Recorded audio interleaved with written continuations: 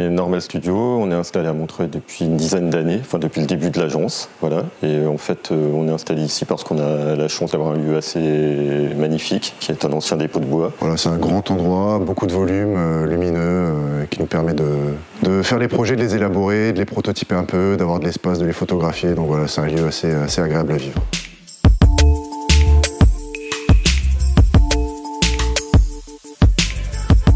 On s'est rencontrés dans des conditions un peu particulières, puisque moi j'ai enseigné à l'ENSI, j'enseigne toujours à l'ENSI, et Éloi était mon élève, et puis il est venu en stage chez moi, et puis nous avons commencé à collaborer, une connivence s'est installée dans le travail, et donc on a commencé à développer des projets ensemble et à se nommer Normal Studio. Chez Normal Studio, on a une activité qui est très large. Alors c'est vrai qu'aujourd'hui, ces dernières années, on a fait énormément de projets autour de la lumière. On fait notamment la direction artistique d'un fabricant de luminaires français qui s'appelle Samod. Donc on est un peu plongé à longueur d'année dans ce sujet-là.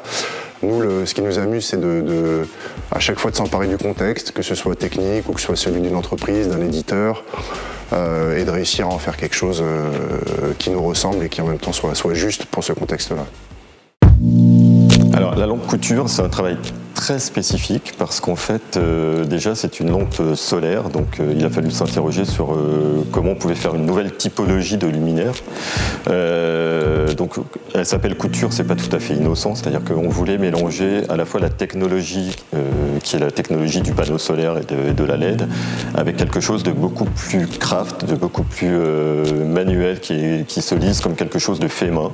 Et donc on voulait arriver à mélanger les deux. Nous, ce qu'on a souhaité faire, c'est une lumière plus diffuse, plus poétique, donc travailler autour de leur technologie, autour de leur module, mais en faisant toute une recherche sur les matériaux, notamment un textile technique diffusant, pour nous permettre de générer plutôt des très grosses lanternes, on va dire, d'avoir une lumière un petit peu plus poétique, un petit peu plus qui puisse ponctuer comme ça le jardin ou l'espace extérieur et moins simplement orienté sur l'efficacité du flux, quoi.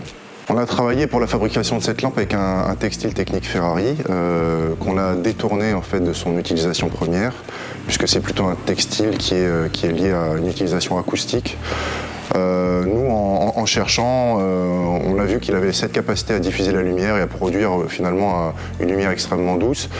Donc voilà, tout le jeu, ça a été un peu de savoir comment est-ce qu'on allait pouvoir patronner finalement, puisque faire une lampe en textile, c'est pas du tout la même logique que faire une lampe en dur. Donc comment est-ce qu'on allait pouvoir patronner, assembler ces patchs de textile, venir les coudre ou les souder pour générer un volume. Donc on a beaucoup travaillé avec des maquettes en papier au départ. Et le jeu du développement, ça a été de réussir à conserver cette légèreté et puis cette transparence d'une très grosse lanterne, bien que ce soit un objet technique relativement complexe au final.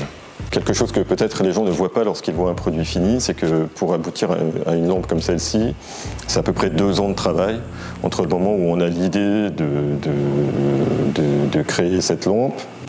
On fait les premiers tests, donc comme le disait Éloi, on a fait beaucoup de maquettes en papier, qui est un moyen très simple, très facile de faire des volumes, mais c'était intéressant de le faire de cette manière-là, puisque au final on voulait utiliser du textile et que le papier se comporte un peu comme du textile. Donc en fait c'est un très long processus en fait de faire une lampe comme celle-ci pour qu'elle arrive avec une forme de perfection. Et c'est ce qu'on cherche bien sûr dans les produits, Mayori également, et donc je pense que ce qui est intéressant, c'est qu'au final, quand le client final ou l'utilisateur final va avoir cette lampe, il ne va pas du tout percevoir ce travail-là. C'est quelque chose qui disparaît, on voulait quelque chose de très léger, mais derrière, il y a 2 ans de travail.